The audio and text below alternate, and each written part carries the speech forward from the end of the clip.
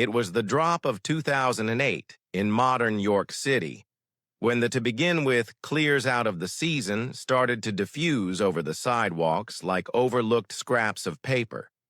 The discus carried that recognizable freshness of early October, a update that summer had extricated its hold, and winter was holding up not as well distant ahead.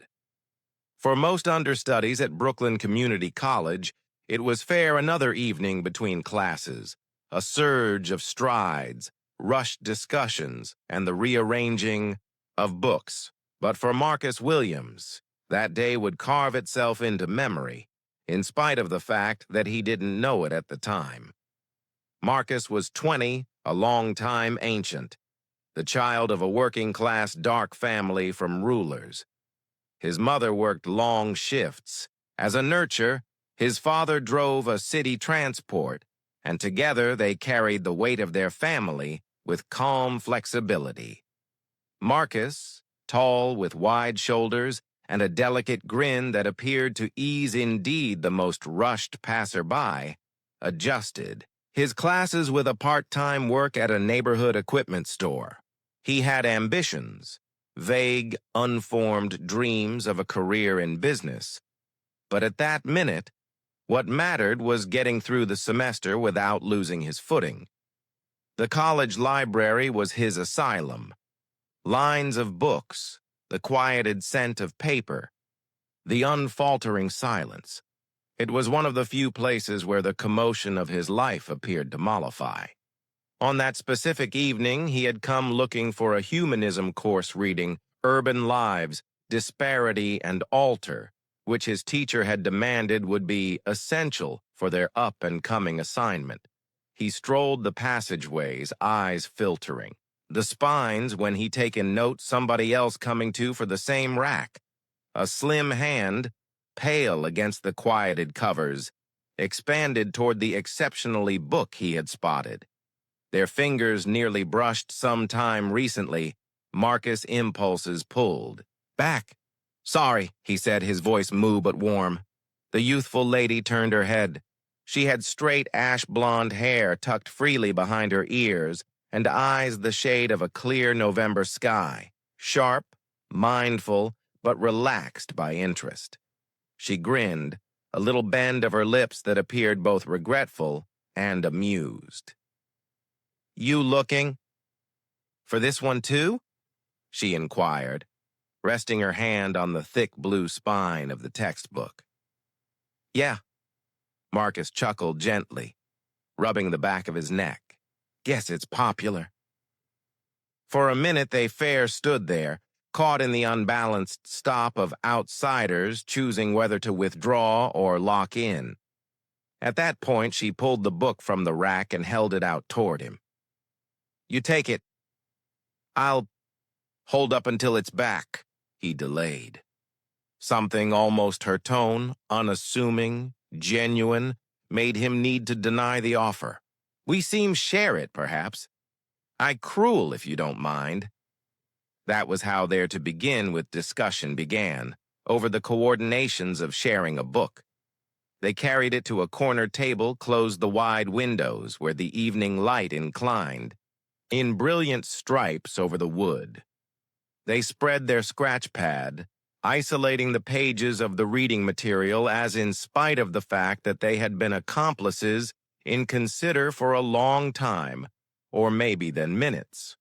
Her title, he learned, was Emily Carter. She was 19, from Long Island, though to begin with in her family to go to college. Not at all like Marcus, her life had been more sheltered. Middle-class rural areas, strong guardians, the consolation of never stressing approximately whether there'd be nourishment in the cooler. However, as they talked, those contrasts blurred into the foundation. She snickered effortlessly at his dry humor, and he appreciated the way she listened, not diverted, but with her entire consideration, as if each word mattered. They considered for an hour, in spite of the fact that exceptionally small of the reading material was perused. Their conversation wandered. Music, favorite neighborhoods in the city, the teachers they enjoyed, and the ones they couldn't stand. By the time they stuffed their packs, the library's calm had moved to the evening quiet that implied the day was ending. As they stood, Emily grinned once more. "Thanks for sharing the book. Perhaps we'll see each other around," Marcus gestured, tucking his notes beneath his arm. "Yeah, definitely." When they strolled out into the cool harvest-time sunset, not one or the other of them knew that this little accident, the almost touch of their hands on a library shelf, would be the begin of a story not one or the other had arranged for. Taking after week, Marcus didn't anticipate to see Emily once more. Colleges like theirs were full of brief encounters, faces you passed once in a passage, names you never learned. But as he slid into his normal spot at the understudy cafe, adjusting a glass of coffee and a half-eaten bagel, there she was, seated by the window, notepad open, right tapping absently as she checked a page. For a minute, Marcus faltered. He wave? Would she indeed keep in mind him? He nearly strolled past, but at that point her eyes lifted, acknowledgement glinting right away. She smiled. Small, warm, familiar.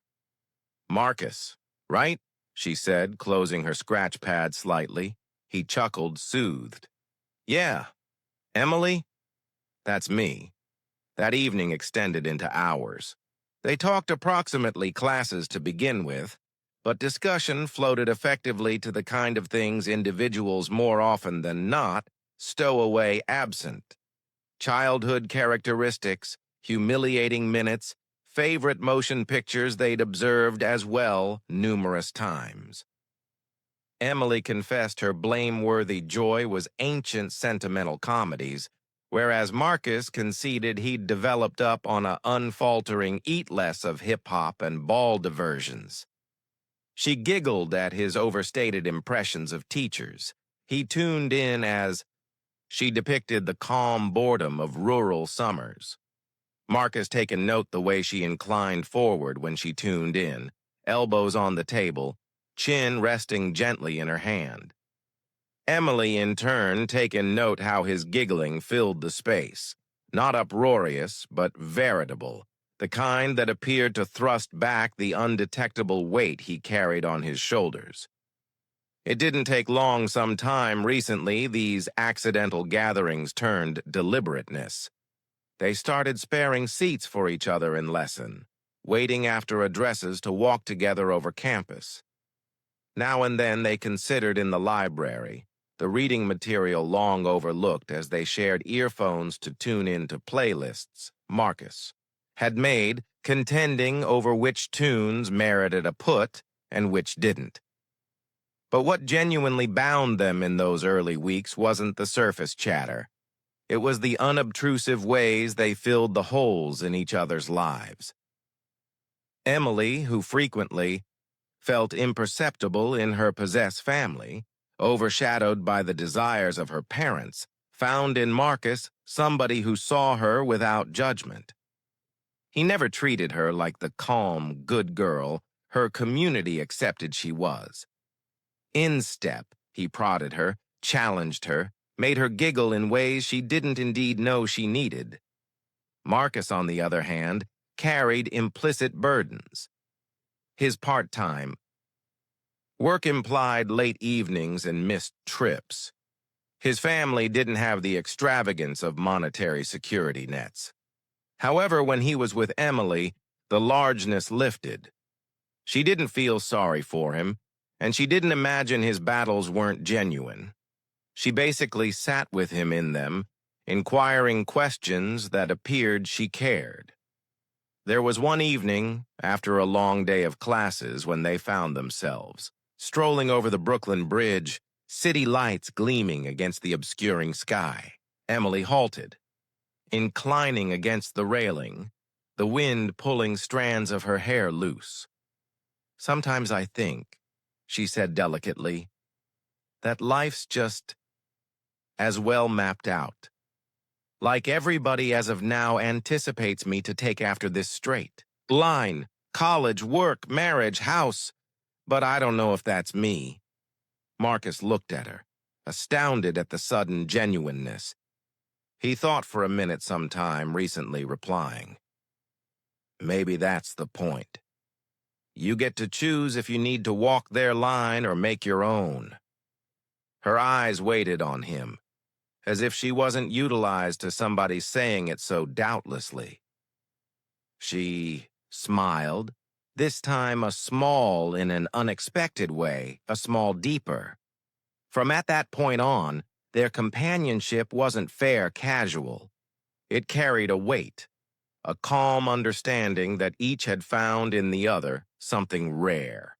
Someone who didn't fair fill the quiet, but made it worth keeping.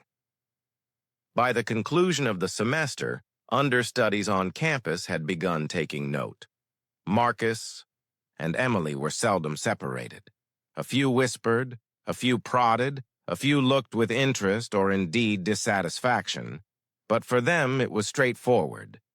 They were fair two individuals who had found something honest to goodness in a city that frequently felt as well quick, as well far off, as well indifferent. And in spite of the fact that not one or the other conceded it yet, not to each other, not indeed to themselves, their early companionship was as of now bowing toward something more. By the spring of 2010, their fellowship had as of now taken root profound sufficient that individuals halted inquiring whether Marcus and Emily were just friends. They moved through campus with an ease that appeared practiced, indeed insinuate.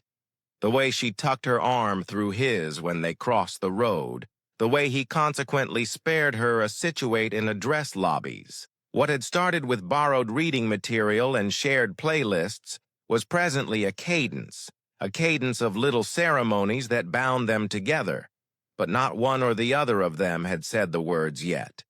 It was a mid-finals week when the move got to be irrefutable. The library was stuffed with bleary-eyed understudies, clinging to coffee glasses, as if caffeine alone may carry them to victory. Marcus and Emily had claimed their normal spot, but the calm between them that night was heavier, charged with something implicit. Emily was gathered to be looking into notes for her brain research exam. However, her eyes kept straying to him. His centered expression, the wrinkle of concentration over his forehead, the unfaltering way he tapped his pencil against the table. At one point, he caught her gazing. A grin pulled at his lips. "What? Do I have something on my face?" She shook her head, a small, humiliated. "No, you just see serious." He inclined back in his chair. "That's since I'm almost a fall-flat econ, remember?" She rolled her eyes. "Please, you've got this." The trade was little, nearly trifling. But afterward, when they cleared out the library and ventured into the cool night discuss, Marcus delayed beneath the yellow gleam of the streetlight. The campus was calm, the city clamor suppressed in the separate. He looked at her in a way he hadn't before, longer, steadier. "Emily," he said, his voice abnormally cautious. "Do you ever ponder if this is more than fair friendship?" Her breath caught. She had thought almost it 100 times. But hearing him say it made the thought genuine, perilous, thrilling. "I do," she conceded softly. They stood there, the quiet extending between them. At that point, Marcus come to for her hand, not with faltering but with a calm certainty.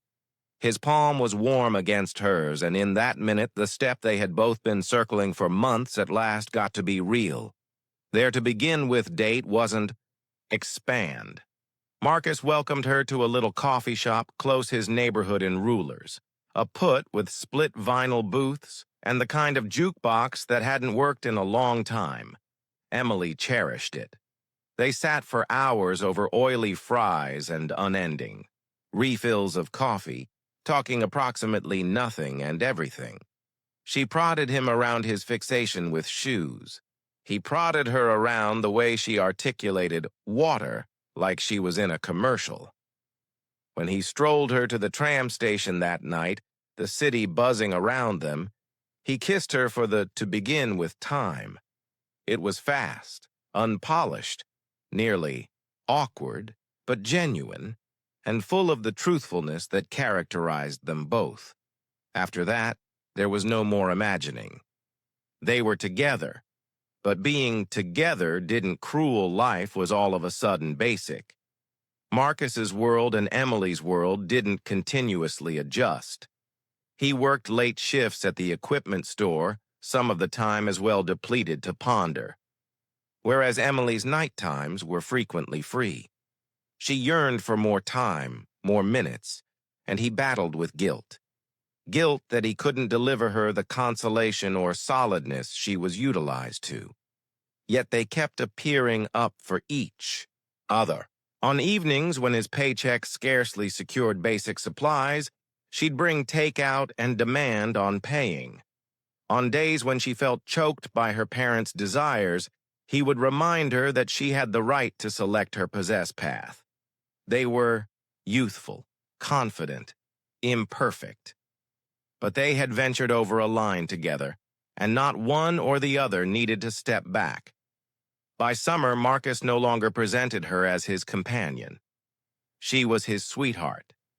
And in spite of the fact that the future was dubious, in those early months it was sufficient basically to have a place to each other.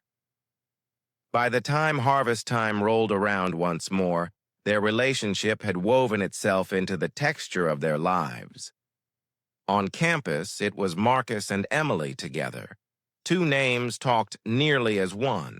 Companions prodded them, teachers taken note their shared looks, and indeed the cafe staff had developed acclimated to their schedule orders. On the surface, it looked simple. But underneath, the splits of their diverse universes were starting to show. Marcus lived in a two-bedroom flat in Rulers with his guardians and more youthful sister. The dividers carried the smells of home-cooked suppers, the swoon murmur of the TV continuously on, and the steady update that space was shared, not claimed. His family was pleased of him, pleased that he was pushing through college whereas working to back himself. But pride didn't eradicate the struggle, the lease that was continuously due, the bills that appeared to heap up quicker than paychecks. Emily's life was a differentiate Marcus couldn't overlook. She lived with her guardians in a calm suburb. Exterior the city, where gardens were trimmed, cars were washed, and neighbors waved courteously as they collected mail. Her room was huge, sufficient to fit the little flat Marcus shared with his family. She didn't parade it, she wasn't that kind of person, but the contrast was there, continuously waiting like an imperceptible divider between them. To begin with time. Marcus gone by Emily's house, he felt it quickly. Her guardians welcomed him respectfully but coolly. Her mother's grin was lean, her father's handshake firm to the point of solidness. The supper table discussion was strained, as if each word he talked was being weighed and measured. "So, Marcus," her father said, cutting into his steak, "what are your plans after community college?" Marcus gulped, feeling the weight of the address. "I'm considering almost exchanging to a 4-year college. Possibly commerce administration." Her father gestured but didn't seem persuaded. Emily moved awkwardly, attempting to divert the discussion. "Dad, Marcus works truly difficult. He equalization school and a job."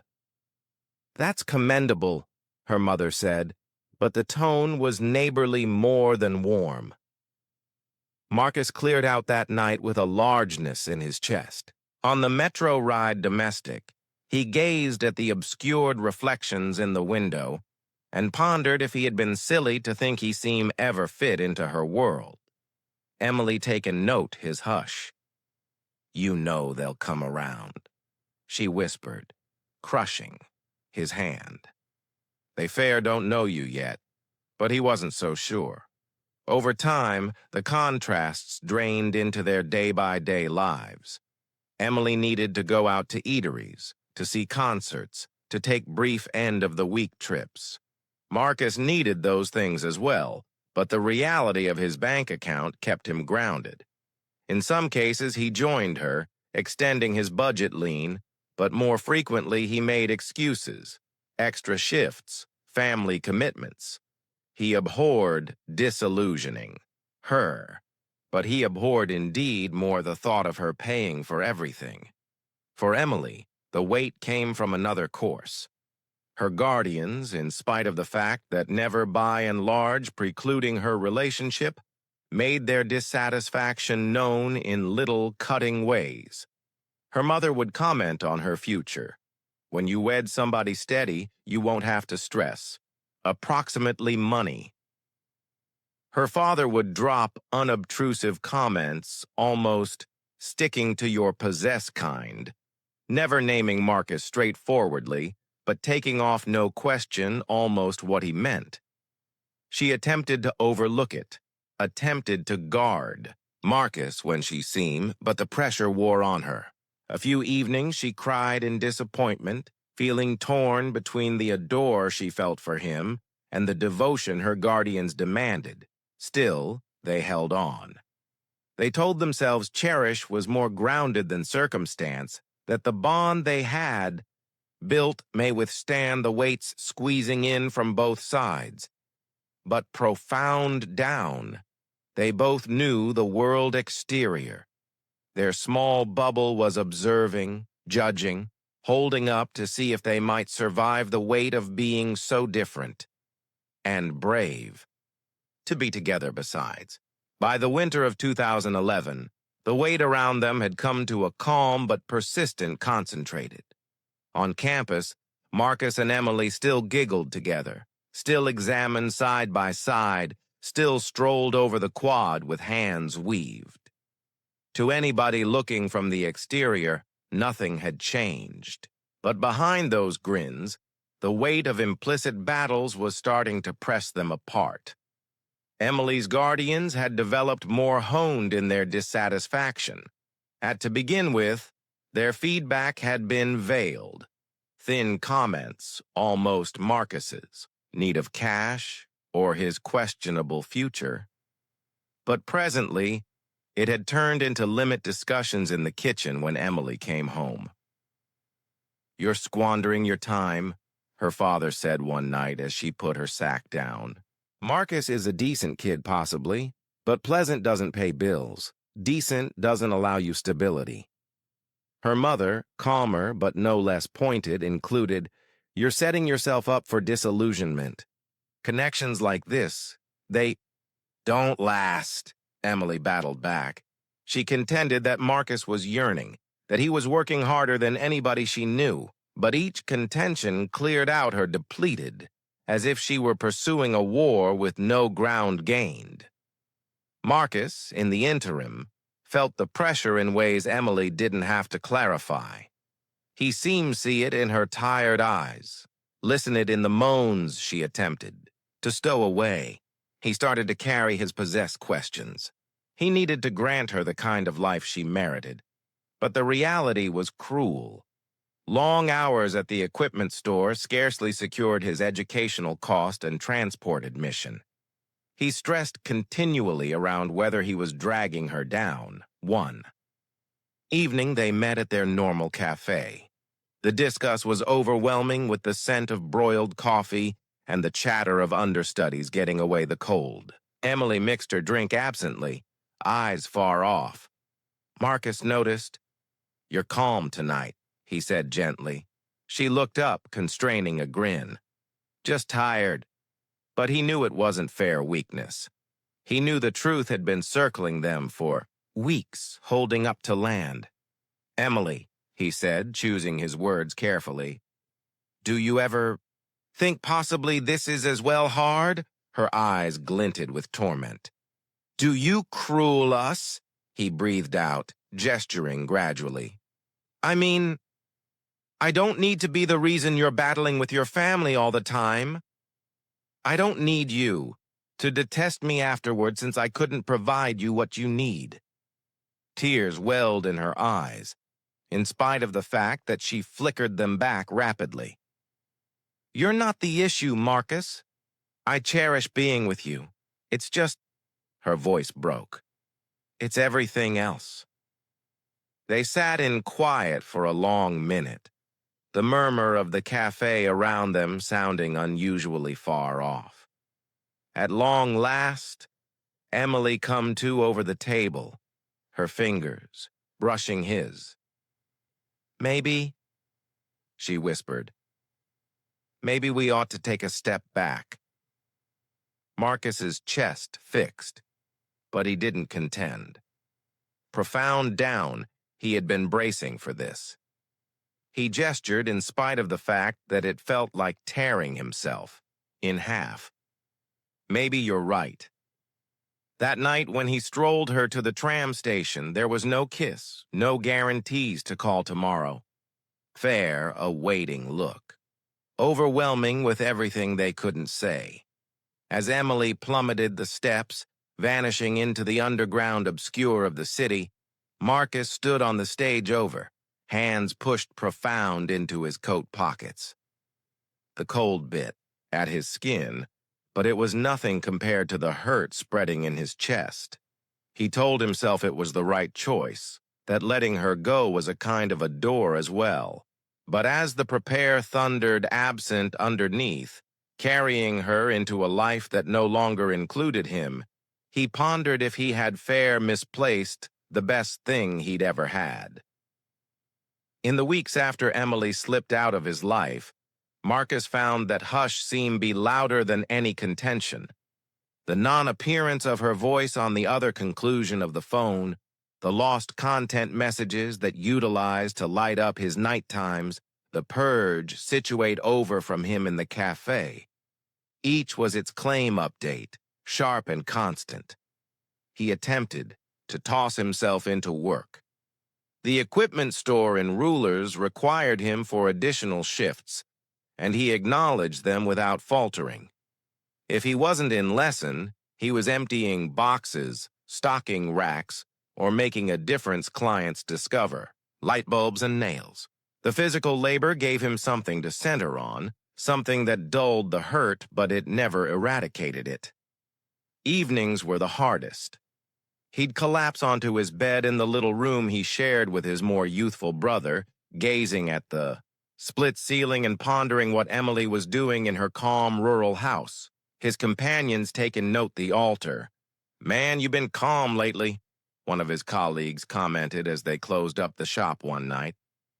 Marcus shrugged, advertising a half smile that persuaded no one. He wasn't prepared to explain. In course, he kept his head down. He considered, harder than some time recently, decided not to let awfulness crash the one thing he seemed still control. His future. His teachers lauded his expositions, his consistent change, but none of it filled the void. It was amid one of those long evenings of considering that his mother thumped delicately on his entryway. She ventured interior, her nurse's uniform still wrinkled from her move, weariness carved into the lines of her face. "You affirm, baby?" she inquired, sitting on the edge of his bed. Marcus wavered. He seldom opened up approximately his individual life, but the weight was as well much to carry alone. "Emily and we're not together anymore." His mother's eyes relaxed. "I'm too bad, sweetheart." She come to out, brushing his bare. "Sometimes individuals we care almost ain't implied to remain. Doesn't cruel you halt moving forward." He gestured, gulping, difficult. Her words didn't delete the harmed, but they tied down him. He had to keep moving forward. By the conclusion of the semester, Marcus had made a choice. He would apply for exchange grants, thrust himself harder, and carve out a way past the limits of rulers and the equipment store. If a door couldn't carry him, possibly aspiration could. The applications weren't simple. He remained up late cleaning expositions, clarifying his drive, his foundation, his dreams of entering the commerce world. When he sent them off, he felt a glint of hope. Small, delicate but real. Still, indeed with advance, Emily waited.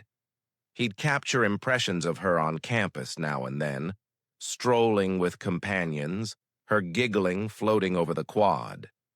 They, once in a while, talked, fair-traded courteous gestures, as if they were outsiders who, as it were, ambiguously recollected each other. Each experience turned something in him. On one cold evening, taking off the library, Marcus saw her holding up for a ride.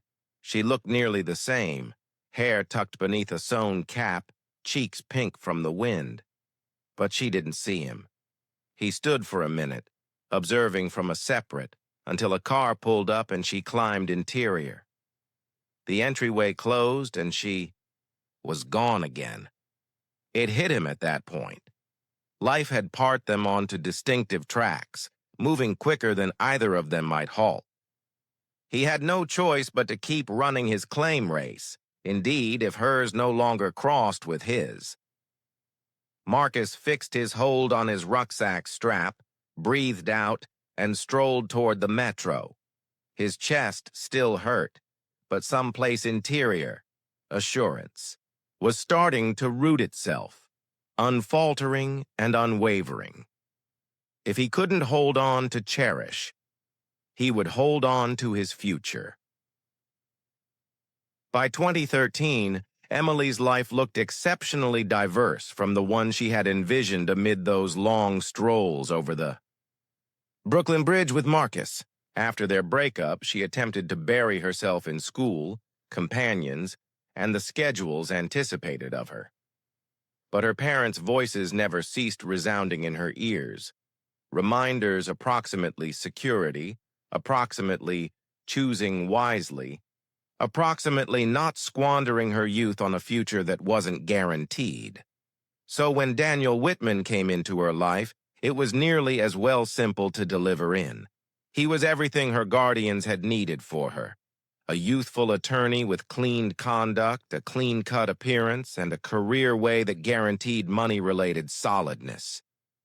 He came from a family much like hers, suburban, secure, unsurprising. To begin with, Emily told herself it was a great coordinate. Daniel was kind sufficient, clever in a practiced way, and mindful in the early days. He held entryways, sent blooms, recalled the subtle elements of her plan. Compared to the pressure and battle she'd confronted with Marcus, it felt like venturing into a life that was as of now mapped out and holding up for her.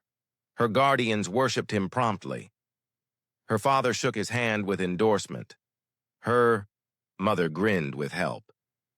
"This is what I've continuously trusted for you," her mother whispered one evening after supper as Emily cleared the plates. And Emily, exhausted of battling, essentially nodded. The proposition came after, as it were, a year of dating. Daniel took her to a calm eatery neglecting the Hudson Waterway, requested champagne, and slid a ring over the table with the cleaned certainty of a man who accepted she would say yes. And she did. Not since her heart surged with certainty, but since saying no felt incomprehensible beneath the weight of her parents' desires and Daniel's consistent gaze. Their wedding was little but elegant. A white dress, a church ceremony, a gathering where relatives clinked glasses and advertised toasts. Emily grinned for photos, expressed gratitude toward visitors, and played the part of a shining bride. However, someplace profound interior, a calm portion of her grieved. She couldn't halt herself from considering almost Marcus, about how their adore had been crude and unpolished, full of giggling and battle, but real. Marriage with Daniel rapidly settled into schedule. Their loft was perfect, brightened with the kind of present-day furniture that looked great in catalogs but never very felt lived in. Daniel's career expended him. Long hours at the firm implied he regularly came domestic late, briefcase in hand, as of now diverted by the another day's cases. Emily worked at a non-profit for a whereas, but Daniel expelled it as temporary. He energized her to discover something more serious, something that coordinated their lifestyle. Conversations developed shallow. They talked almost basic. Supply records, bills, end-of-the-week plans with his colleagues. The warmth that ought to have been there between spouse and spouse never completely touched off. Daniel wasn't cruel, at slightest not in self-evident ways, but he was far off, ingested in his desire, treating Emily more like a companion than a partner. Sometimes, late at night, Emily would lie wakeful, gazing at the ceiling, tuning in to the indeed cadence of Daniel's breathing adjacent to her. She would keep in mind Marcus's chuckling, the way his hand had fit around hers, the way he had looked at her like she was the as-it-were individual in the room. And she would ponder, not for the to-begin-with time, whether she had exchanged a door for security, and if security without cherish was worth anything at all, but she never set it out uproarious. She grinned at parties, played the part of the strong spouse, and told herself this was the life she had chosen. Maybe, she thought, this was what adulthood implied, learning to live with compromises. What she didn't know at that point was that compromises have a way of unraveling, string by string, until the texture of a marriage starts to tear. By 2017, Emily's marriage had unraveled to the point where indeed pretense felt debilitating. The pressure that once stewed discreetly underneath the surface had developed into open silence. Conversations diminished to clipped trades, almost bills, plans, and the unremarkable coordinations of living together. Daniel had changed, or maybe Emily had, as it were, started to see him more clearly. His long hours at the law firm got to be longer still, his desire gulping anything scraps of closeness their marriage had cleared out. He once in a while inquired approximately her day, once in a while tuned in when she attempted to share her contemplations. When they did talk, his words carried an edge of anxiety, as in spite of the fact that her stresses were trifling compared to the cases he was handling. One evening, Emily sat over from him at the eating table, pushing her fork, capriciously through a plate of pasta. Daniel looked over through his phone, half listening as she attempted to tell him almost a troublesome assembly at the little non-profit where she still worked. "Mm-hmm," he murmured, not looking up, her throat fixed. "Do you indeed care?" He looked up, scowling. "Emily, I'm tired. Can we not do this right now?" That was the abstain of their marriage. Not right presently. Tomorrow, afterward, never. The battles that taken after weren't hazardous, but they were depleting. Emily blamed him of disregard, of treating her like an extra to his career. Daniel denounced her of being thankless, of not increasing in value, the comfortable life he had worked difficult to give. The adore that had never burned brightly between them at long last flashed out altogether. The separate papers came quickly after one especially severe contention, almost children. Daniel needed to hold up uncertainly. Emily needed to construct a family sometime recently. It was as well late. The legal counselor in him drafted the division with cold proficiency, as in spite of the fact that their marriage had been fair, another contract to dissolve.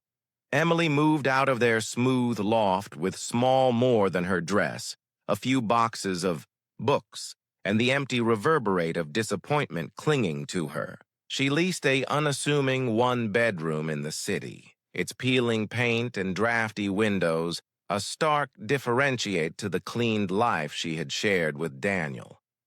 To begin with time, she was on her own, but freedom rapidly uncovered itself as delicacy. Without Daniel's salary, she battled to keep up with lease and costs. The nonprofit where she worked experienced budget cuts, and she was laid off inside months. The dismissal emails from work applications heaped up in her inbox, each one disintegrating her confidence. Bills went unpaid. Her reserve funds, humble to start with, dwindled. She sold off adornments, dress, anything that may purchase her a few more weeks of survival. Evenings developed long and eager, her intellect circling through laments. Had she chosen off base, all those a long time back? Had she given up something genuine for something that was never really hers? Loneliness squeezed in like a shadow. Companions. She had once giggled with amid college were presently scattered, married, settled, active with their possessed lives. Calls went unanswered. Solicitations halted coming. The quiet in her loft developed unbearable. That was when she started to incline on the bottle. A glass of wine at night to ease the throb turned into 2, at that point 3. Liquor obscured.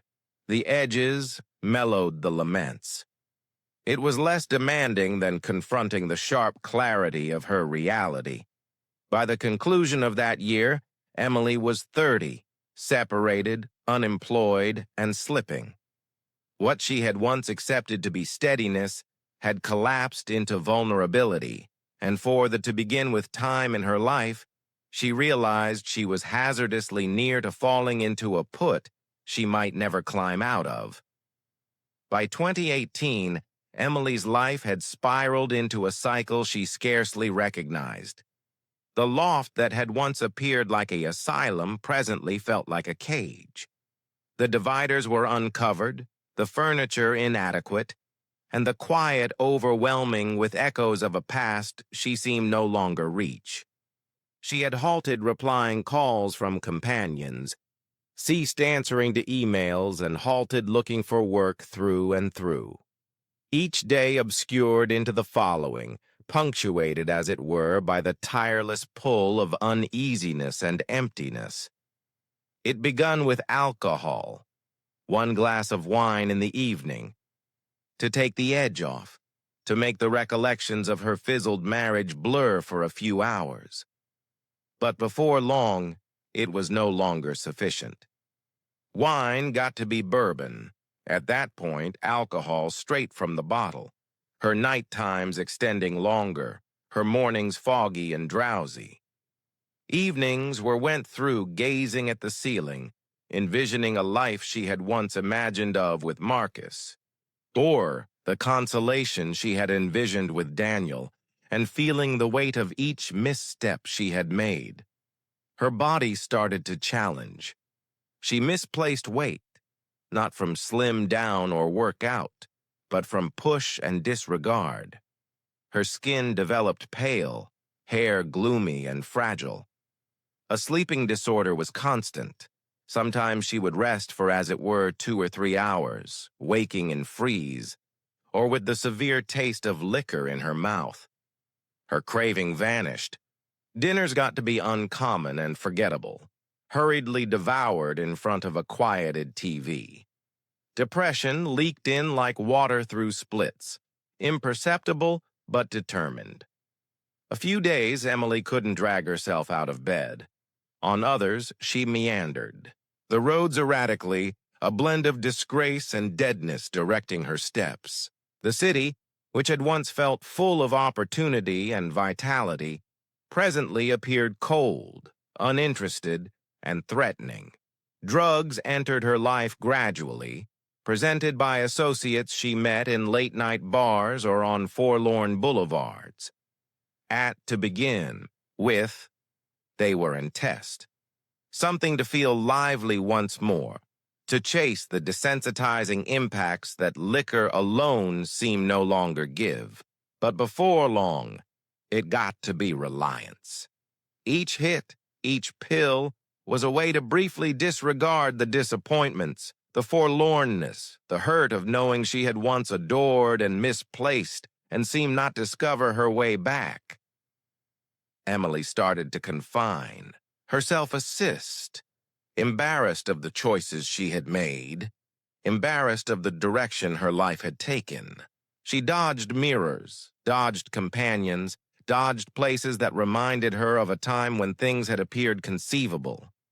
She got to be undetectable in her claimed life, moving through the city in quieted colors, unnoticed by most, judged by a few, and frequented by recollections of a past that presently felt unattainable. Her mental well-being weakened nearby her physical well-being. Uneasiness and freeze assaults got to be visit companions. Evenings were the worst, long extends of a sleeping disorder, hustling considerations and trembling hands.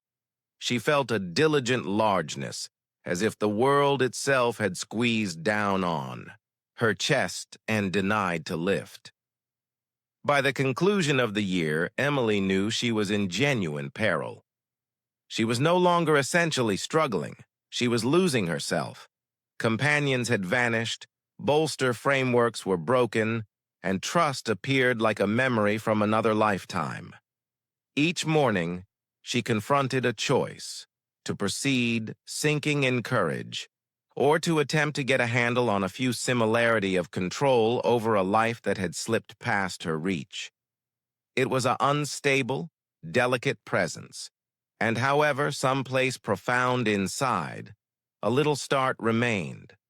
A memory of chuckling, of a door, of warmth, a memory of somebody who had once accepted in her, who had snickered with her in the library, who had strolled close to her along the Brooklyn Bridge.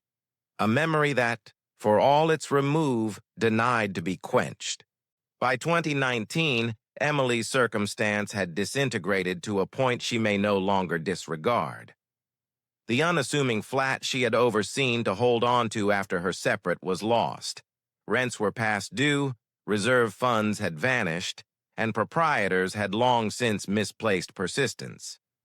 The keys that had once spoken to autonomy presently felt like a brutal update of everything she had fizzled to keep. On the day she cleared out, she carried, as it were, a little duffel sack with the few belonging that still mattered. An altar of dress, a few worn books, and a photo of her family from a long time prior. The city appeared inconceivably expansive. The boulevards new, however, suffocatingly swarmed. Each corner she passed whispered updates of soundness she no longer had, of dinners she no longer might manage, of warmth that no longer existed. Emily's to begin with evenings on the lanes were the harshest. She found rapidly that survival requested carefulness. Stop seats, metro stations, and indeed surrendered back roads advertised brief asylum, but security was never ensured. The wind cut through layers of clothing, and the cold concrete leaked into her bones. Nourishment was rare. She depended on soup kitchens, remaining scraps, and the periodic liberality of outsiders. Mortification and disgrace shadowed each step, as in spite of the fact that the city itself was reminding her of what she had lost. She attempted to keep up a few similarity of routine, finding a secure put to rest amid the day, keeping her few possessions together and looking for warmth where she may. But life on the lanes was persistent. The evenings were long and forlorn, filled with far-off sirens, woofing mutts, and the periodic yell of other misplaced souls. She learned to rest, softly, to continuously keep one eye open, to be attentive of anybody who drawn closer, Each day was a battle to survive, and each night was a lesson in vulnerability. Friends from college had blurred out of her life. Calls went unanswered. Emails were overlooked. She got to be imperceptible to the world she once knew. Sometimes, a stranger would offer a coin or a kind word, but the motions were short-lived and did small to fill the void of confinement she felt.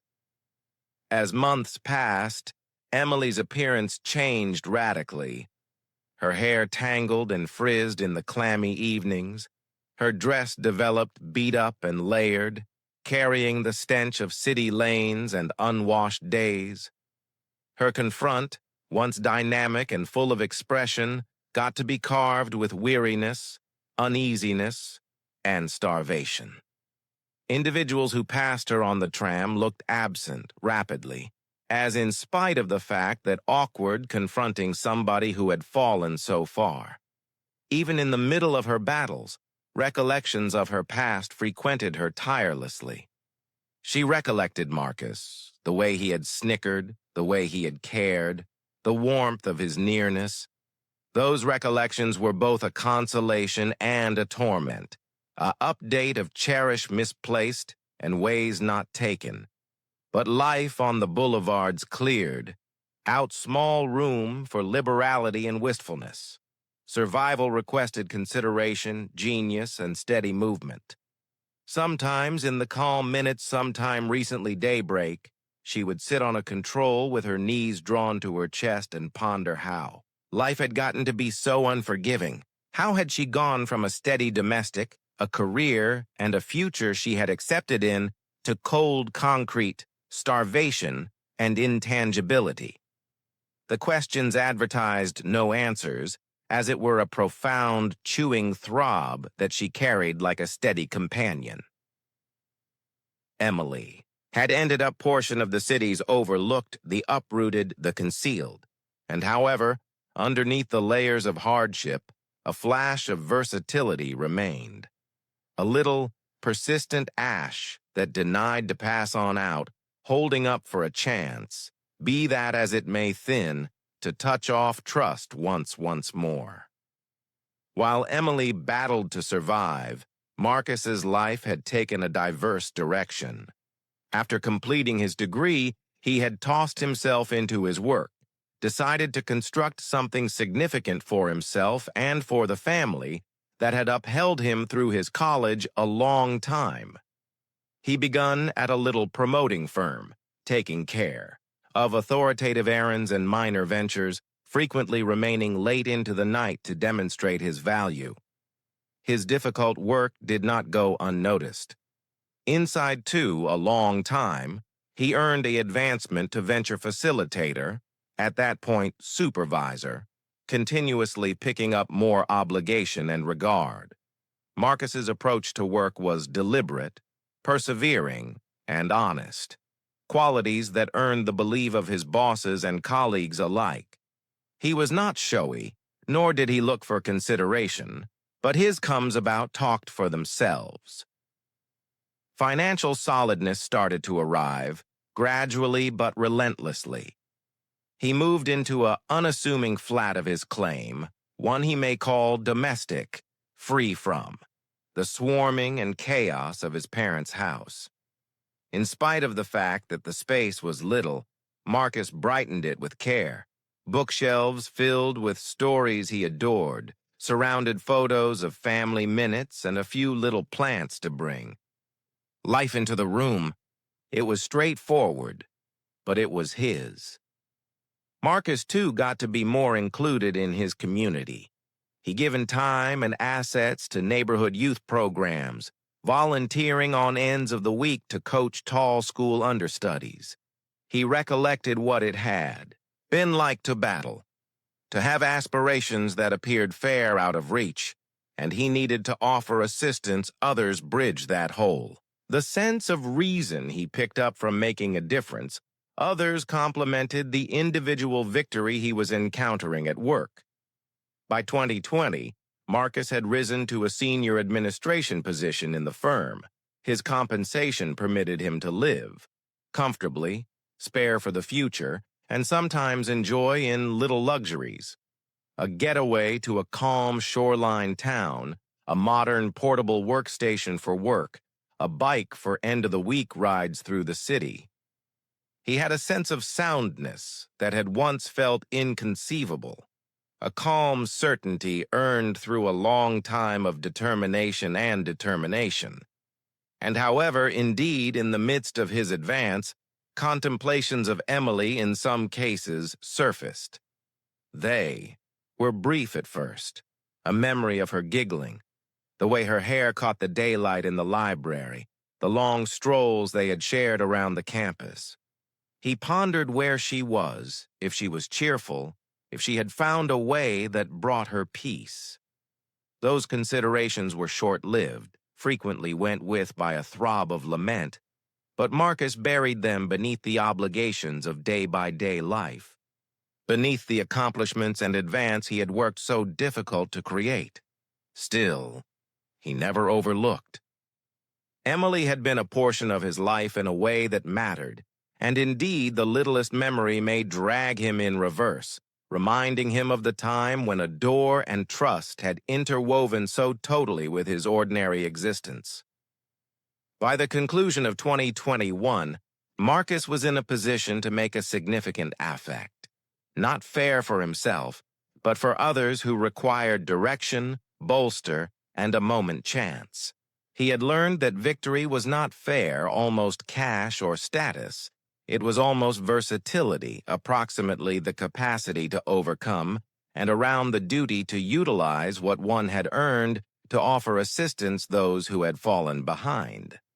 Unbeknownst to him, this status to offer assistance combined with his recollections of the past would before long meet with Emily's life once more, in a way that not one or the other of them may have expected. The city, with its sprawling boulevards and perpetual conceivable outcomes, was approximately to bring them together once more. Two lives that had veered strongly, however, remained associated by a delicate, unbroken string of history. Even as Marcus climbed higher in his career, there were minutes when Emily's memory interfered on the beat of his day-by-day life. It wasn't a steady hurt, but more like a delicate reverberate that returned suddenly. A tune on the radio, a book cleared out open in the office, the locate of somebody strolling briskly over the road in the cold. Each minute transported him briefly back to the library, to coffee shop discussions, to the calm certainty of there to begin with date, and the crude powerlessness of youthful love. He would in some cases stop in the center of the assembly or a late-night venture to keep in mind her giggling, the way her eyes crinkled when she grinned, or the way she had tucked her hair behind her ear when she was anxious. Those recollections were not one or the other agonizing nor joyous. They were unbiased, clashing previews of a life that had been noteworthy and formative. Late one Sunday evening, as he strolled through Central Stop, Marcus found himself considering, around Emily more than regular. The stop was purge, the city's normal murmur quieted by separate and blurring sunshine. He envisioned her there with him, as they had strolled a long time prior, sharing stories, almost classes, dreams, and fears. He recollected the warmth of her hand in his, a basic motion that had carried gigantic consolation at the time. It was, not yearning in the sentimental sense. Marcus had moved forward, built his career, and set up important relationships, but the recollections reminded him of the individual he had been, and of the association that had made a difference shape him. He realized that those encounters, in spite of the fact that were not good for nothing. They had instructed him tolerance, compassion, and the understanding that life's challenges regularly arrive in ways past one's control. He regularly thought around the final time he had seen her sometime recently. She vanished from his life.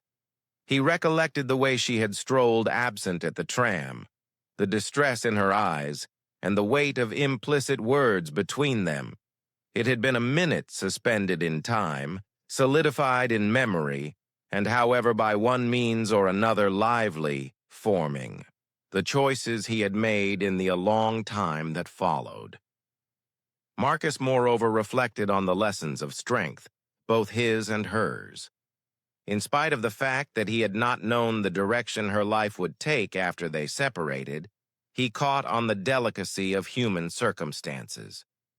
A door, he realized, was not continuously around ownership or permanence. It was almost understanding, approximately supporting development indeed when ways diverged. Occasionally, he pondered where life had taken her. Did she think of him?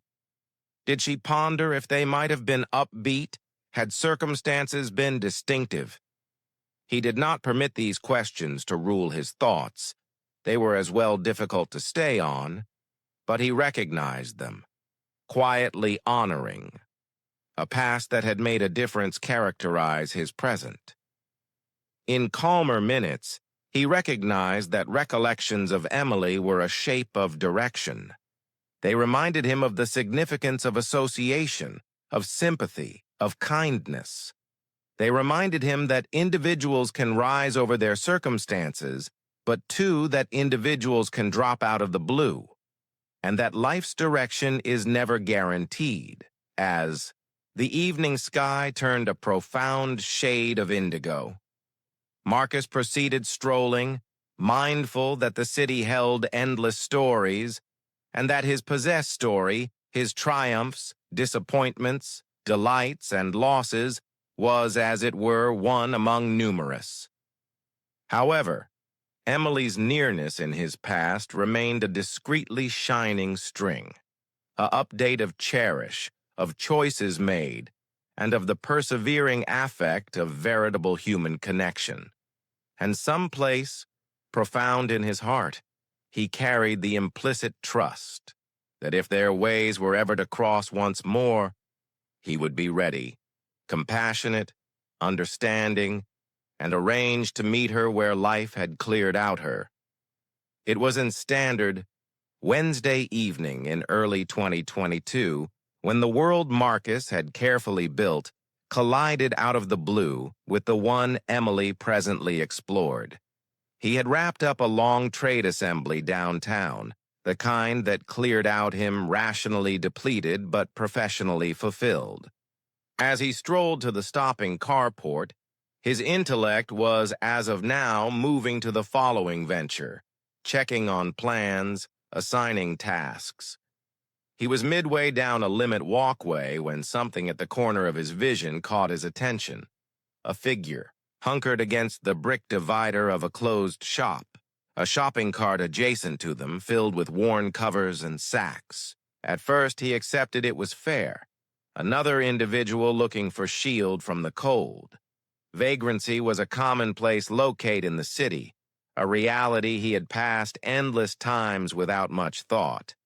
But as he drew closer, something made him delay. The pose, the swoon curve of the back, the way the person's hands rested on the knees, it was recognizable. He moderated, squinting against the powerless daylight sifting through tall buildings. Then he saw her face. It took a minute for his brain to handle. The hair was tangled, streaked with gray and unwashed for days. The eyes carried depletion, shadowed by hardship. But the shape of her confront, the unpretentious curve of her eyebrows, the bend of her lips when she moved them slightly, there was no mixing up it. It was Emily. Marcus ceased in his tracks, uncertain whether to talk or withdraw. He felt a sudden surge of feeling, skepticism, stun, feel sorry for, and an interesting, throbbing acknowledgement. She looked up at him, startled by his nearness, her eyes broadening in transient acknowledgement sometime recently. Her look dropped, disgrace and shame flooding her expression. "Emily?" His voice was nearly a whisper, conditional, as if talking as well boisterously might smash the delicate reality sometime recently him. She winced, as in spite of the fact that hearing her title in that tone had pulled her out of a mist she had been strolling through for a long time.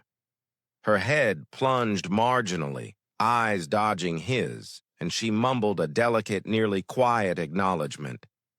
Marcus's heart beat, the world around him blurring into a obscure. He needed to reach out, to grasp her, to tell her everything would be okay. But he, moreover, caught on the sensitive adjust between offer assistance and interruption. She was no longer the dynamic, youthful lady he had known. She was somebody who had persevered a long time of enduring, whose pride and respect were likely battered. "Do you need something to eat?" he inquired delicately, breaking the quiet. It was straightforward, human, non-threatening, and advertised a little bridge back to connection. Emily looked at him, eyes sparkling. There was faltering, nearly incredulity, but moreover a flash of belief, a acknowledgement that the Marcus she had once loved, the individual she had giggled with, trusted in, and shared dreams, was still there, unaltered in his kindness. Slowly, nearly cautiously, she gestured. Marcus driven her to an adjacent coffee shop, one that had warm light, filled with the smell of coffee and bread. It was calm sufficient for discussion, but open sufficient that she might keep up her nobility. As they sat over from each other, the separate of a long time extended between them. However, in that minute, a delicate reconnection began. Neither talked quickly. Words were overwhelming with a long time, with non-attendance, with implicit fears. But the basic act of sitting together, sharing a warm feast, was the to begin with step toward bridging the chasm time had created. Marcus realized at that point that life had set them back on the same way, not as partners maybe, but as human, creatures whose past requested affirmation, sympathy, and care. And Emily, tired however still responsive, appeared to sense that as well. Marcus sat over from Emily in the little coffee shop, heart dashing however unusually relentless. He examined her confront, attempting to accommodate the lady sometime recently him with the youthful Emily he had cherished a long time back. Time had carved lines of hardship on her skin, and her eyes, once shinning with interest and trust, presently held an empty weakness that cut through him like a cold wind. He might scarcely recognize her at to begin with. Her hair was unkempt, streaked with soil and gray strands. Her clothing, layered and worn, talked of evenings went through uncovered to the cold and boulevards. And however, underneath the layers of battle, he may still see impressions of the young lady he had once known. The same sensitive curve of her eyebrows, the unobtrusive bend of her lips, and the calm insights in her eyes that had continuously drawn him in. Emily's look remained down, settled on the table between them, hands wrapped firmly around a chipped mug of coffee. It took her a few long minutes to lift her eyes to his, and when she did, there was recognition, a flash of memory, and at that point, something heavier. Disgrace. Her confront flushed, a blend of shame and defenselessness, as if she dreaded. He would see, as it were, disappointment and loss. "Marcus," she whispered, voice scarcely capable of being heard. It was a title filled with a long time of history, distress, and cherish. However, presently talked like a confession, tinged with guilt. He come to over the table gradually, cautious not to startle her. "Emily, it's truly me," he said delicately. I didn't expect." She shook her head, cutting him off, her voice shaking. "I don't indeed know what to say," she mumbled. Tears brimmed in her eyes. and she rapidly flickered them absent, embarrassed of the feeling she may not completely contain. You don't deserve to see me like this. Marcus shook his head, gulping the protuberance in his throat. Emily, see at me. You're here. You're lively. That's what matters. He needed to pass on more than words may hold. The long time of partition, the implicit recollections, the sympathy that had remained in spite of distance. The coffee shop was warm, its moo murmur of discussion and clinking dishes making a delicate bubble around them. Exterior, the city beat on impassive to the get-together taking put inside its dividers. Marcus and Emily were in a private world, suspended between the past and the show, between memory and reality. For a long whereas, not one or the other talked. Marcus observed her, noticing the unpretentious tremor in her hands, the slight tremble of her lips, and the pressure in her shoulders. Emily, in turn, watched him, how composed he showed up, how the long time had formed him into somebody relentless and grounded, however somebody who still carried the echoes of shared history. Finally, Marcus broke the quiet, tenderly. You don't have to clarify everything right presently. We can just sit. We can fair be here for a moment. She gestured gradually, help blending with dread. The weight of a long time and hardship still squeezed down on her, but in that calm affirmation, a bridge started to frame between them. It was not sentiment, not however. It was acknowledgement, and the delicate to begin with step toward understanding. Emily permitted herself to breathe, little and cautious, as the tremendousness of the experience settled in. She saw Marcus not as a judgmental spectator, not as a removed memory, but as somebody who had once cared profoundly and maybe still did, in the way that, as it were, the past might preserve. Marcus, in turn, saw her as more than the hardships she had persevered. He saw the strength covered up underneath weariness, the boldness in her eyes in spite of a long time of battle, and the humankind that time and circumstance may not erase. It was an assembly charged with feeling, but it was too the starting of something pivotal, reconnection. The city exterior moved on, but inside the little bubble of the coffee shop, two lives that had wandered a long time prior were finding a way to touch once more, delicately, carefully, with sympathy and care. After the starting stun of acknowledgement, a delicate calm settled over the table. Marcus and Emily sat over from each other, the clatter of the coffee shop blurring into the foundation, supplanted by the implicit pressure of a long time separated. Not one or the other knew where to start. The past lingered huge, overwhelming, with recollections of a door, misfortune, and choices that had characterized them both. Finally, Marcus inclined somewhat forward, keeping his tone tender. Emily, I need to listen your story, he said delicately. Only if you need to share it. I'm here, and I'm listening.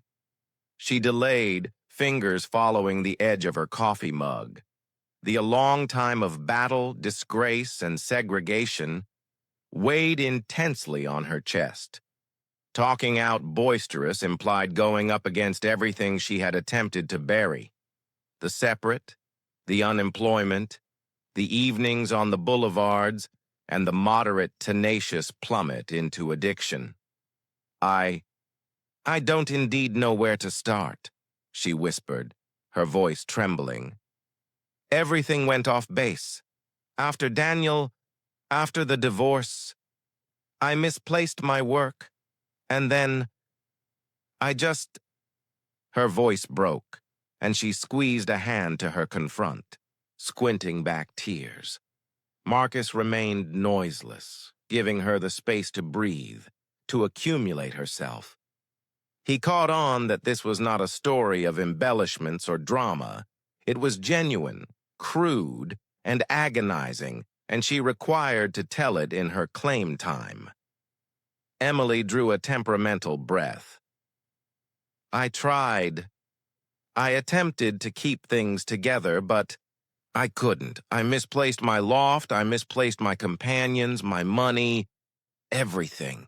I turned to liquor, to pills, anything that may make it halt harming for indeed a small whereas, and in the long run, I had nothing left. Marcus tuned in eagerness, his chest tight with a blend of distress and kindness. He recollected her chuckling, her insights, her curiosity, and it was excruciating to see how life had worn her down. However, he too saw something else, a calm strength, the unimportant reality that she was sitting here, sharing her story with him, implied she had not given up entirely. I didn't know how to inquire for help, Emily proceeded. I didn't know who to turn to, and I figure I halted accepting anybody seem offer assistance me. Not indeed you, Marcus. You moved on. You had your life. Marcus shook, his head delicately. Emily, life doesn't halt for anybody. But I never overlooked you. And seeing you now, I need to offer assistance, if you'll let me. That's all. Nothing more, nothing less. For the to begin with time that evening, a little start of help crossed Emily's confront. It wasn't a arrangement, and it certainly wasn't enchantment, but it was recognition, someone recognizing her battle without judgment, advertising back without expectation. She gestured, voice scarcely capable of being heard. I don't indeed know where to start. I feel so lost. You begin. Any place you feel safe, Marcus said, compassionate. We take one step at a time. You don't have to tell me everything at once. Just conversation when you're ready. Emily breathed out gradually, the snugness in her chest facilitating fair a division. They sat together in hush for a minute, drinking coffee, letting the city murmur unobtrusively around them. Exterior, life continued. Strangers passed, cars honked, the evening sun moved over the pavement, but interior, the burger joint, a delicate bridge had formed. It was the to begin with genuine association in a long time. Words were talked, tears were shed, and acknowledgement turned into understanding. For Marcus, it was an update of the profundity of kindness he had carried all along. For Emily, it was an update that indeed in the darkest times, somebody may see her, really see her, and still care. This discussion, conditional and sensitive, stamped the starting of a modern chapter, one characterized not by sentiment but by sympathy, humankind, and the plausibility of revamping believe and trust. After a long stop, Emily at long last started to open up. Her voice was delicate to begin with, reluctant, but as she talked, a dam of stifled feeling begun to break. She talked gradually, carefully, as if putting words to her enduring made it genuine in a way she had been attempting to dodge for years. It begun with the divorce, she said, eyes settled on the table. I thought I seem handle it, but Daniel, he wasn't unfeeling in a way individuals see on TV. He was removed, detached. It felt like I didn't matter. I attempted to battle for our marriage, but each exertion felt like swimming against a waterway that was as well, solid to cross. She delayed, squinting back tears. Marcus held up noiselessly, his nearness consistent and unjudging. There was no surge, No expectation, just the calm confirmation that he was listening.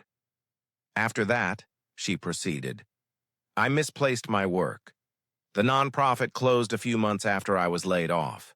My investment funds ran out, and I couldn't pay lease any longer. My apartment. I had to take off it. That was when everything truly begun to drop apart. She wrung her hands together, trembling. I didn't know where to turn.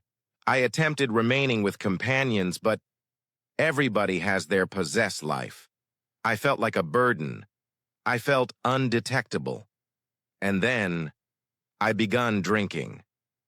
To begin with, fair to take the edge off, to rest, to halt considering. But at that point, it became essential. I required it to survive, indeed, if it was pulverizing me. Marcus gestured, his chest tight with distress. He may feel the profundity of her torment, the long time of battle that had chipped absent, at the lady he had once cherished, and however he may too see her resilience, the reality that she was sharing this, sitting over from him, lively and talking, implied she had not totally surrendered to despair. I also, she faltered, voice breaking, started utilizing pills. Anything that would calm the chaos interior my head. I misplaced control, days obscured together. I couldn't keep in mind what was genuine and what wasn't. And the streets? The roads got to be domestic by default. I had no place else to go. Tears slipped down her cheeks and she squeezed a hand to her mouth, attempting to smother her wails. Marcus come to delicately over the table, putting a hand over hers. It was a straightforward signal, but one that talked volumes. Support, kindness, and consolation that she was not alone in her suffering. I never thought I'd see anybody from my past, she whispered. I thought perhaps no one would ever know what happened to me. I felt embarrassed, humiliated. I didn't need anybody to see the mess I had become. Marcus gave her hand a tender press. Emily, none of this changes who you are. You're still the same individual I knew, the same individual I cared almost. You've persevered more than anybody ought to have to, but I see you. I see your quality. Indeed, in this moment. Her eyes met his for the to begin with time without turning absent. A swoon flicker of trust glinted there. An acknowledgement that in spite of everything, somebody still accepted in her. That conviction, delicate however effective, was the to begin with step toward recovery. For hours she spoke about the segregation, the starvation, the fear, and the evenings that appeared perpetual. Marcus tuned in without judgment, without interference. He let her voice carry the weight of her encounter, permitting her to discharge the torment that had collected for years. By the conclusion of the discussion, Emily was depleted but lighter, as in spite of the fact that conceding the truth out loud had soothed a few of the burden she had carried alone for so long. Marcus's nearness advertised something she had not felt in a long time: compassion without desire, understanding without conditions. It was an agonizing story, yes, but it was moreover a starting that not one or the other of them seem have expected when they to begin with met in the college library, so numerous a long time prior. As Emily wrapped up describing the long time of hardship, Marcus sat discreetly, handling the weight of her story. His intellect was a twirl of feelings, distress, compassion, and a waiting resound of the ancient harmed from their partition. It was one thing to listen approximately somebody battling in the theoretical, perusing articles or seeing insights. It was another completely to confront the reality of an individual you once adored, presently scarred and defenseless, and realized that you might be one of the few individuals able of helping.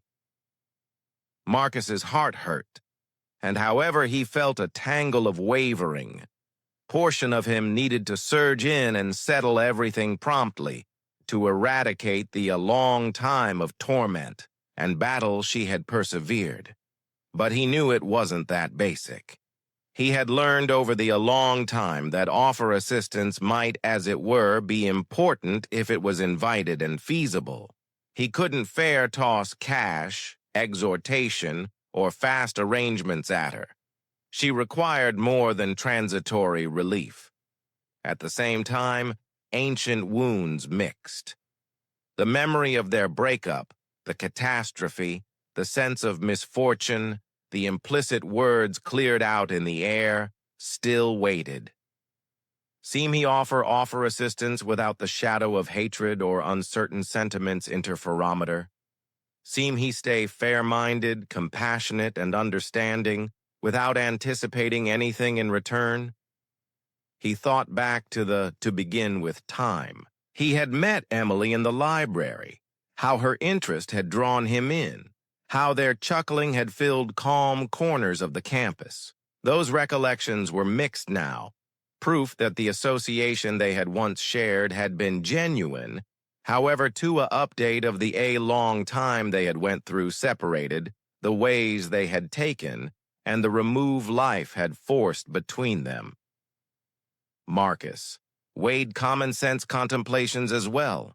He had responsibilities, work, community commitments, family commitments. May he really devote the time and vitality to offer assistance somebody who had fallen so distant? Was it his obligation or only an ethical drive that might lead to dissatisfaction and dissatisfaction if things didn't make strides quickly? And, however, in spite of all these questions, one truth stood out clearly.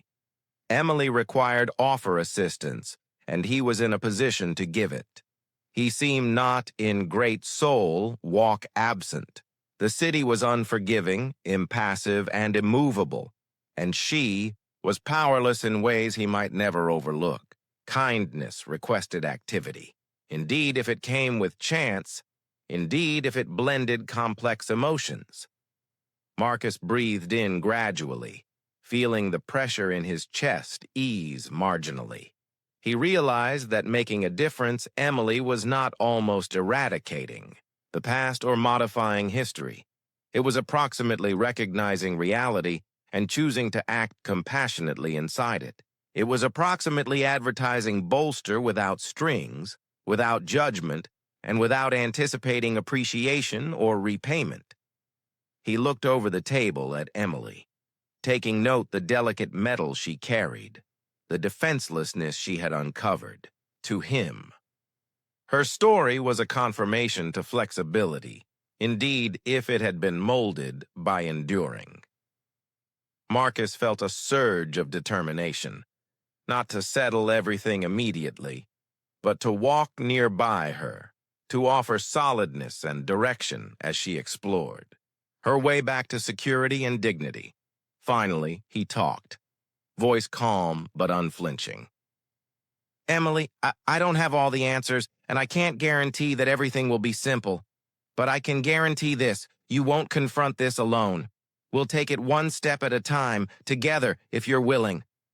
Emily's eyes sparkled with a blend of help and vulnerability. Marcus knew the street ahead would be challenging, filled with mishaps and minutes of question. But he had made a choice, a cognizant choice to stand with her. And in that choice, he found clarity, reason, and the calm fulfillment of knowing he was doing the right thing. The internal struggle remained, but it was no longer paralyzing. Sympathy had won over faltering, and the way forward, in spite of the fact that dubious, had started. The following day, Marcus settled to take activity. He had went through the night reflecting on the discussion with Emily, weighing viable steps against the vulnerability of her eagerness to offer assistance. By morning, he realized that little concrete activities may bridge the hole between lose hope and trust. He would not surge, nor would he force. He would offer choices, direction, and back, taking off the choice in her hands. He returned to the coffee shop where they had met, bringing a new coffee and a straightforward breakfast for Emily. She arrived with faltering, uncertain if she was prepared to acknowledge the hand expanded toward her. Marcus welcomed her warmly, his tone calm and unpressured. "Good morning, Emily. I thought we may begin the day gradually. No plans, no expectations, just breakfast." The straightforwardness of the signal, the non-attendance of weight, appeared to ease her nerves. She gestured, probably tolerating the coffee and a plate of eggs and toast.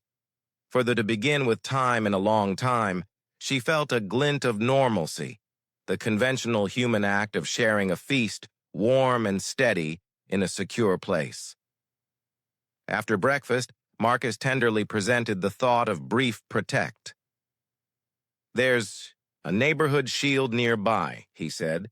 "A secure put where you can rest, shower, and start to recapture your quality. It's deliberate, and it's not lasting.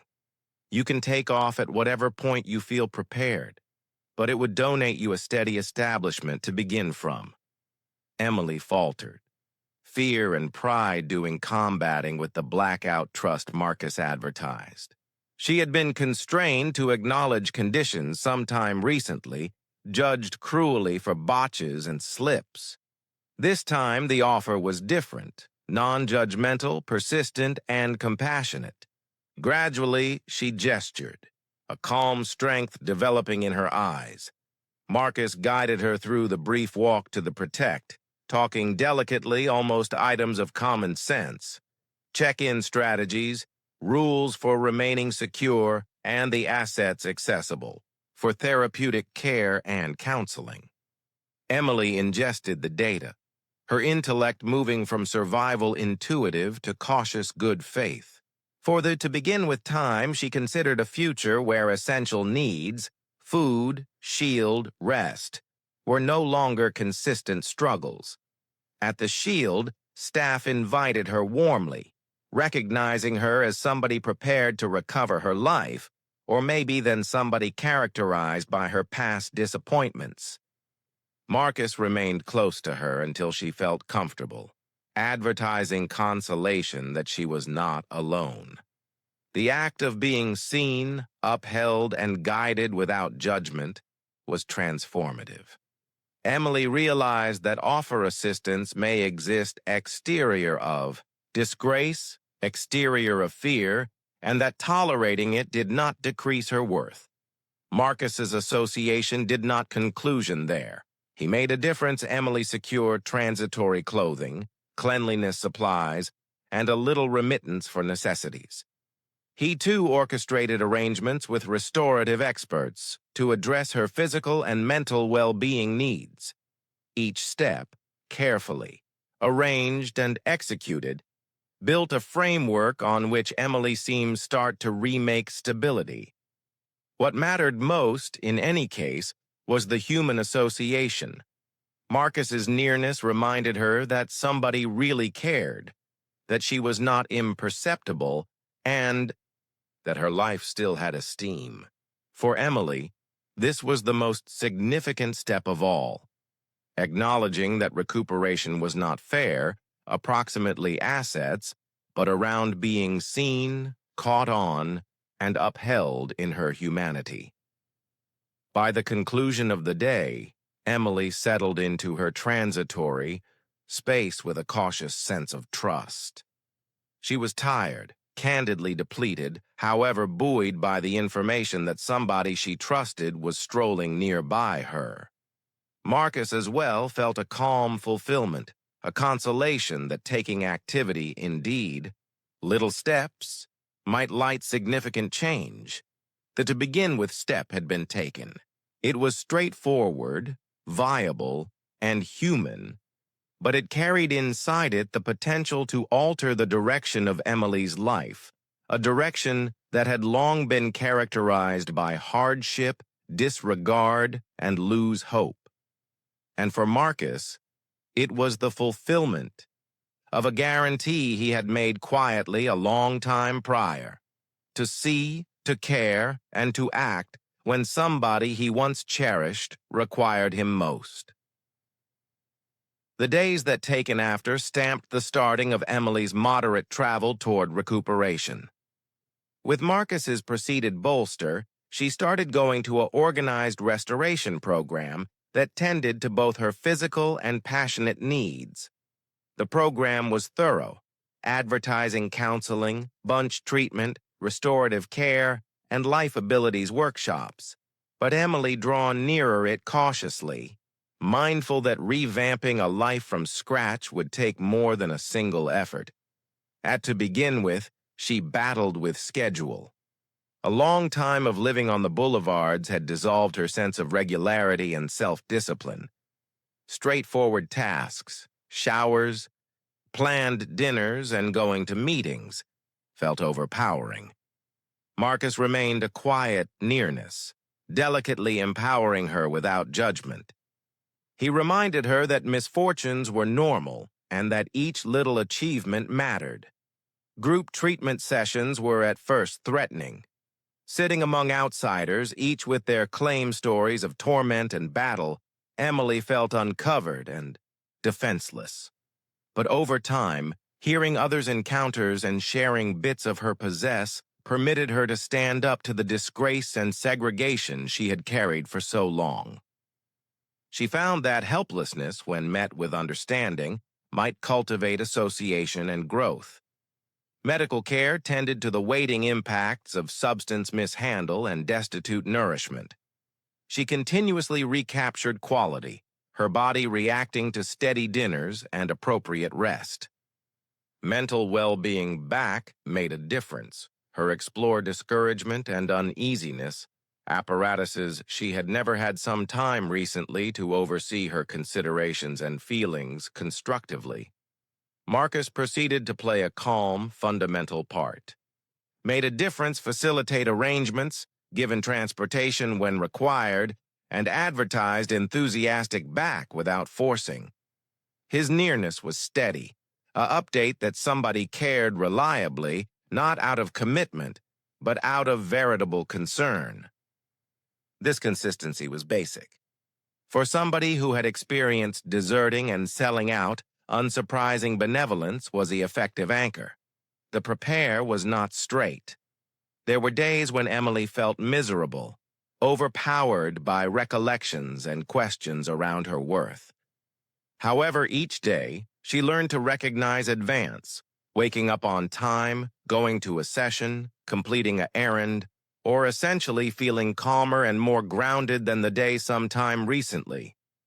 Marcus celebrated these turning points with her unobtrusively, fortifying the thought that recuperation was measured not as it were in emotional breakthroughs, but in little diligent steps. Eventually, Emily recaptured sufficient solidness to consider her long-term future. She started investigating part-time work openings consistent with her recuperation, learning to budget, arrange, and continuously reintegrate into society. The abilities she procured in the program, combined with Marcus's mentorship and support, enabled her to revamp her certainty and autonomy. Throughout this period, the bond between them advanced. Whereas the sentimental association of their youth had blurred, it had been supplanted by a more profound regard and care. Emily came to get it that Marcus's offer assistance was not around commitment or pity. It was around recognizing her, humankind, and her potential to recover her life. For Marcus, seeing her development reaffirmed his conviction in kindness and the transformative control of steady support. Months passed, and Emily's advance got to be unmistakable. She was more beneficial, more sure, and able to explore everyday life without the fear and edginess that had once overwhelmed her presence. She had survived the roads, stood up to her addictions, and started to modify the life that had once appeared impossible. Recovery was not fair, approximately physical and budgetary soundness. It was around recovering respect, trust, and self-worth. And through it all, Marcus remained a relentless, compassionate presence, proof that indeed, after a long time of division and hardship, human association may recuperate, direct, and rouse transformation. By the conclusion of her recovery, Emily had recaptured not as it were her soundness, but moreover a recharged sense of reason. The past, with all its torment, remained portion of her story, but it no longer characterized her direction. She had survived, and for the to begin with time in a long time, she seemed see a future worth endeavoring for. Months of restoration, bolster, and consistent direction had changed Emily's life. The lanes that once characterized her presence had gotten to be recollections she seemed recognize without being expended by them. Whereas she knew that total recuperating was in continuous travel, she presently had the instruments, versatility, and certainty to explore life with nobility and purpose. Marcus had been there throughout, not as a savior, but as a consistent companion, a direct and a witness to her strength. Their relationship had advanced, moving from the sentimental closeness of their youth to a significant bond established in sympathy, regard, and shared history. It was a modern kind of adore, one that celebrated survival, human tolerability, and common understanding, or maybe than enthusiasm or expectation. On a fresh harvest time morning, Marcus went with Emily to a neighborhood community center where she would start a part-time work helping others battling with vagrancy and enslavement. It was typical. The exceptionally encounter that had once brought her to lose hope presently got to be an establishment from which she seemed offer assistance others. She carried not as it were her information of hardship, but moreover the compassion, born of first-hand encounter, and Marcus observed her step into this part with calm pride. Sitting over from her amid a brief break, Marcus grinned. "You've come a long way," he said delicately. "I'm pleased of you." Emily returned the grin, not the perky smile of their college days, but one stamped by development, quality, and the information that she had confronted haziness and risen more grounded. "I couldn't have done it alone," she conceded. "Thank you for accepting in me, indeed, when I couldn't accept in myself." Marcus shook his head tenderly. "I didn't do anything uncommon. I fair did what anybody ought to do, see somebody and require and offer assistance when you can. That's all." They strolled together a while later through the calm lanes of the city, a shared understanding hanging between them. There were no sensational affirmations of cherish, no guarantees of revived sentiment. In step, there was a significant affirmation that their association, once sentimental, had developed into a bond of common regard and human compassion. Emily had recovered independence, but Marcus's back had been the bridge from lose hope to solidness. They had both learned lessons around life, flexibility, and compassion. The past remained a cherished, mixed portion of their story, a update of choices made, ways taken, and the eccentric nature of life. In the weeks that taken after, Emily proceeded to thrive. Her well-being progressed, her certainty developed, and her social associations extended. She started volunteering for community programs and mentoring others who confronted the battles she had overcome. Marcus remained a steady nearness, in spite of the fact that their intuitive were presently adjusted by polished skill companionship and common regard, or maybe than dependency. The get-together had not re-established their past sentiment, but it had made something similarly important, the reaffirmation of humankind. Both caught on that cherish might take numerous shapes, and some of the time the most important shape was the straightforward act of being there for somebody when life had pushed them to the edge. On an early winter morning, as snow started to clean the boulevards of unused York, Marcus and Emily sat together on a stop seat observing the city stir. They talked of unremarkable things, books, news, up-and-coming projects, but underneath it all was an implicit affirmation of everything they had survived and everything they had built anew.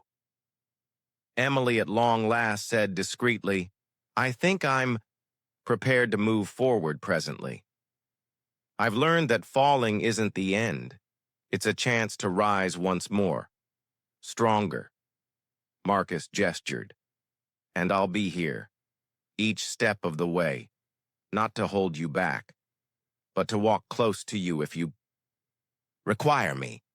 For Emily, that back was no longer around reliance.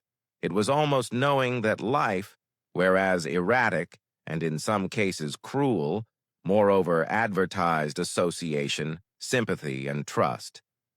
They had both learned that human kindness, simple, consistent, and patient, could change lives, repair hearts, and give modern beginnings. And so, in spite of the fact that their adore had changed shape, their bond endured, a confirmation to versatility, sympathy, and the calm, transformative control of caring for another human being. Life had not given them the story they once envisioned, but it had advertised something fair as significant, a chance to rise, to mend, and to grasp a future characterized by trust, or maybe then lament.